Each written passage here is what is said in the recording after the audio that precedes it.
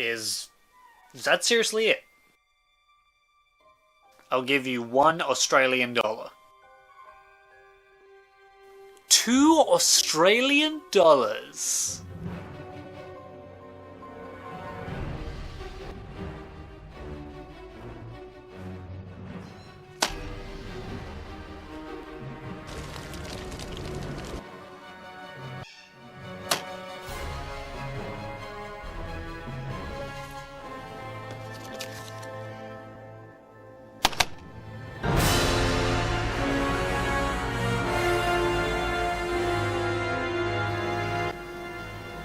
"2006 was a good year. For me, because I got to go to Surfers Paradise on the Gold Coast. Here's a picture frame we got from Movie World. Also, this movie came out." Right, I can tell right away this is gonna be a feel-good flick. Just look at this little girl. No force in this world could ruin her day. Except maybe an old white guy. Growing up, I think we all had weird neighbors with creepy rumors floating around about them. Hell, I can only guess what everyone on my street thinks I'm yelling at. It's just, kid, you might be on your way to becoming one. This is DJ, a protagonist, meaning that he was born with few, if any, distinguishing features, but instead possesses a natural can-do attitude and is tethered directly into the laws of causality. 5 minutes in and we already have a body count. Monster House does not screw around.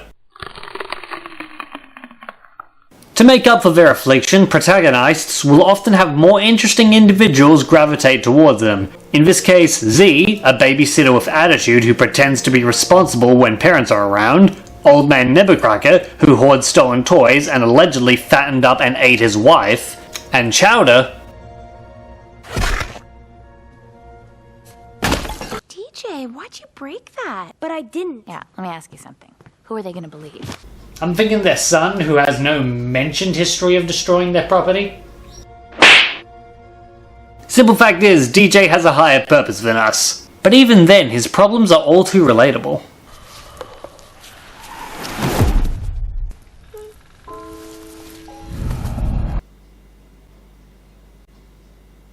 Has that not happened to you? Huh. Come on, kid, it's almost Halloween. What better way to get into the spirit of things? If you want to feel guilty about something, Thanksgiving is right around the corner. You get to be in a frickin' ghost story. There are kids starving in Australia who don't even get a Halloween. Hey, Charity, you're with me on this one, right? What do you say? Got 3 words for you. Trick or treat. Treat. Ta-da! I can't eat all this by myself. Since DJ's being all weird about this, Chowder's plan is to ding-dong ditch the house to show him that he was right all along and they're both gonna die! Are you telling me that the house is a monster? A little warning would be nice! Don't look back!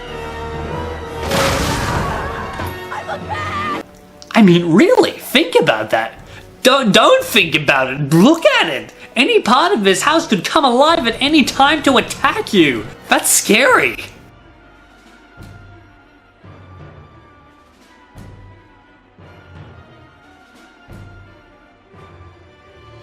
So, anyway.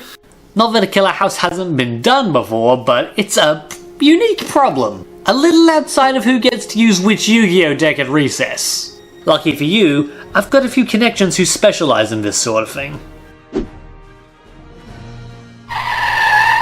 Condemned or on the market, you're coming with... Ooh. Huh.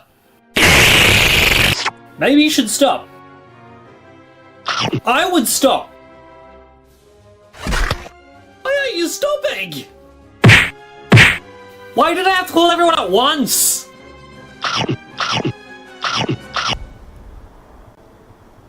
Alright. Just know you did this to yourself, Jenny. Jenny. As in the teenage robot, Jenny? Boo! Trick or treat!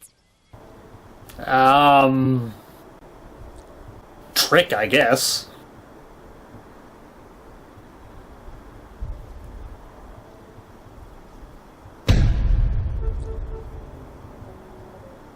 I don't know about this girl. I mean, Chowder's a well-trusted satellite that's been long since absorbed into DJ's orbit. We don't even know what her favorite Disney Channel movie is. Smart house. Get rid of her. Oh, I see. We're doing that whole, fight over the new girl thing. Small suggestion. Can we not do that? Written well, kids with crushes can be super adorable. But I've got 3 good reasons why you should stop right there. 1. You two are batting way outside your league. 2. Jenny is already married. To her career. And 3. Is this really the best time? More bad news. It's Halloween now, which means in just a few hours, this is gonna become this. While the other two are busy drooling, Jenny's big idea is to call the police. I will shoot you. It's a bad idea. When the government fails them, DJ, being naive and unaware of certain plot developments, attempts to seduce the house with a lawn dance. Rightly disgusted, the house ignores him. And calls the police. No shortcuts here, kiddo. That house has to die, and you have to kill it. And to do that, you have to seek out a wise sage with the forbidden knowledge you need. In my travels to the video store and comic book conventions, I've seen many strange and wondrous things, and I've heard tell of man-made structures becoming possessed by a human soul. That's funny. All I've ever gotten from conventions was merchandise, autographs, and good memories with good people. Sorry. Through Skull here, they conclude that Nebuchadnezzar's ghost is haunting their house and that they must destroy its heart, figuring that must be the fireplace, since it's been burning since the old man cacked it. That wise sage thing was a joke, but that is pretty helpful.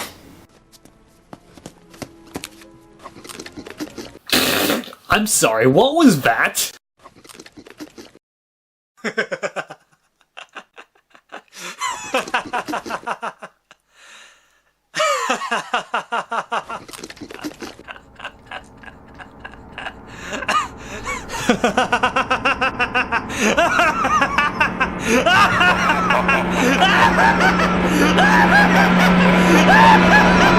That's very funny to me. The animation's been kinda like that the whole time. Now I want answers. The dreadful one has arrived. Howdy. What troubles he who remains positive? I'm just trying to figure out what's up with the animation in Monster House. A puzzle few have solved. What you are witnessing is captured motion. Motion capture. Duh. Oh, that was a total brain fart. Thank you. Legend foretells of a dark ritual which will capture humans in animation. I am infinity% sure that's not the case. Only by breaking the contract can they rejoin us in this mortal world. I'm trying to leave. I'm not sure you've noticed. There are some people who might question if motion capture should even qualify as animation at all, since everything is acted out with real actors. On the other hand, everything is acted out with real actors. And I mean real actors. This wasn't some half hour in a recording booth where Kathleen Turner burped out a few lines and picked up her check. We are treading that line where you might ask if this even needed to be animated at all, but I think it did. It does look a little creepy, but for a creepy little film, that's okay. You might know I love these just dark enough kids films, so if I have to suffer through some groundbreaking digital effects works to do that, then suffer I shall.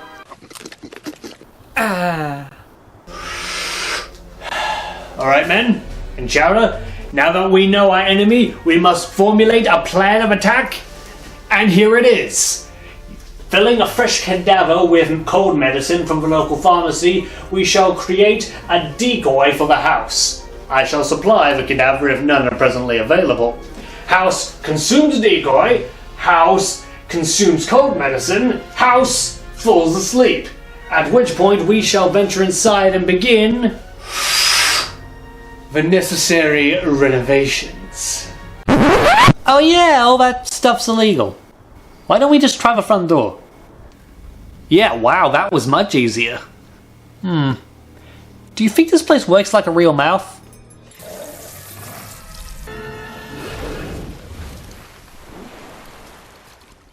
I guess so. In all seriousness, for a film about a house, they don't spend very much time in there. We only get to see 2 rooms. 2 is all we need, but I have to wonder what else is in there. So, I can do a Kamehameha. You mean that laser hand thing? That's the one. Can you teach me? Hey, sure. Hey DJ, watch out for that corpse. What?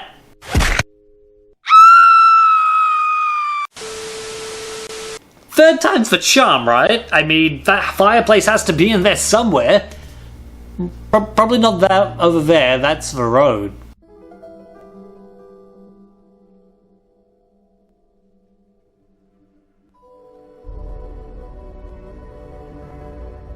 But if you're in there, then who's in there? So you might have caught, I said Kathleen Turner was in this movie. Years ago, Nebcracker fell in love with a woman named Constance, living as a circus freak when they met. Mistreated and miserable, Nebcracker took her away, intending to build them a home and a good life together. Of course, it could never be that simple.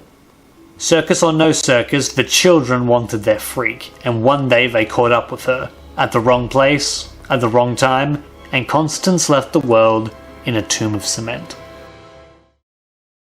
And now she's a house. This is a fun little thing I've come to really appreciate about children's entertainment. You can be as gruesome as you want, so long as you don't show everything. Crushed heads, dead bodies, and a woman is nailed to a chair. Ages 9 and up. Oh, you don't like that? What are you gonna do? Get up and chase us?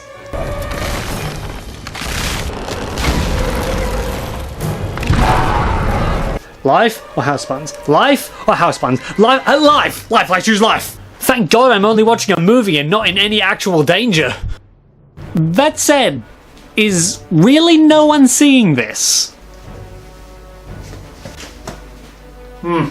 That is a shame. You stay away from those children, Constance! You know, I was just looking for a spooky kids film about a house monster, but what I've got here is a story of well-meaning romance turned to domestic abuse and tragedy. No sugarcoating it, this is sad. Beep beep. He dead. She dead. But here's the good news. Now here's the bad.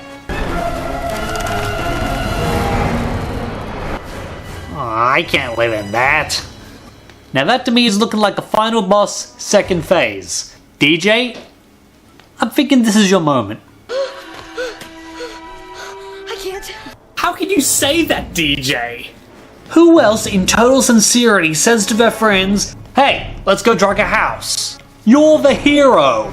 When you thought you killed Nebcracker, you followed it up by trying to kill his ghost. Your face is on the front cover. You can do this.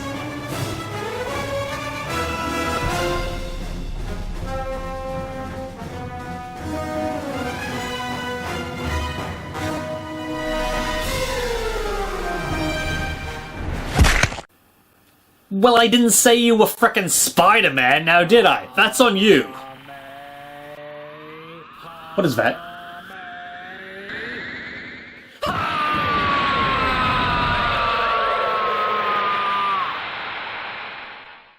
Well, if saving Halloween from an evil house isn't DJ's big destiny deal, what else is there? The toys? The toys, that's right. DJ was keeping tabs. He would know which toy belongs to who. It's not what I'd call grand or heroic, but hey, I guess sometimes something small can make a big difference in someone's life. I don't think that's the lesson they were going for, but that's what I'm taking away from it.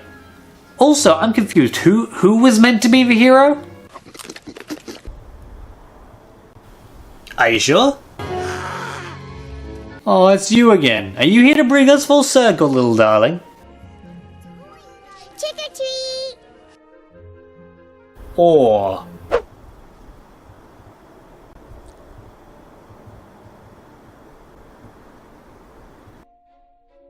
$60! That's a bargain. Huh. This episode was sponsored by you, because you voted for Monster House in my Tell Me What to Review poll several months ago. Leave me a comment below if this was worth the wait. Frankly, I don't care what you think because I electrocuted myself several times trying to set up the lights. I think I've done my job here. Stay positive and hopefully I'll see you all again before next year.